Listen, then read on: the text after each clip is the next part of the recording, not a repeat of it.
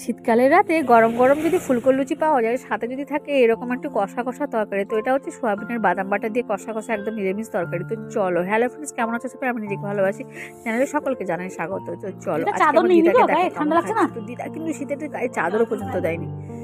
এবার দেখো দিদা কিন্তু দাঁত টাত আছে কিনা জানি না, দিদা কিন্তু ফুলকো লুচি খাচ্ছে, ঠিক আছে? তোমার দাঁত আছে তো খাওয়ার মতো? হ্যাঁ, দিদা কিন্তু বলছে যে খেতে পারবো, চিবাতে পারবো, ঠিক আছে?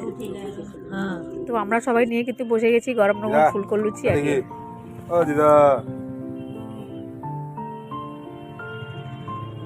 তো দেখো আমাদের ঘরে আজকে গরম গরম একদম ফুলকো লুচি হচ্ছে।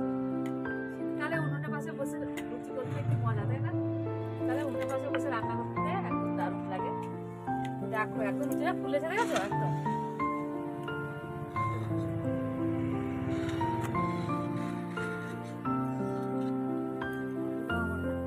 দেখো আমাদের জ্বালানি কত, দেখো পুরো ভর্তি জ্বালানি।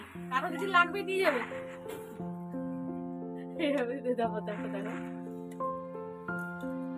যদি কারো জ্বালানি লাগে, মানে দরকার পড়ে, আমাদের ঘরে চলে আসবে। কত জ্বালানি দেখো, পুরো ভর্তি করে রেখেছে জ্বালানি একদম।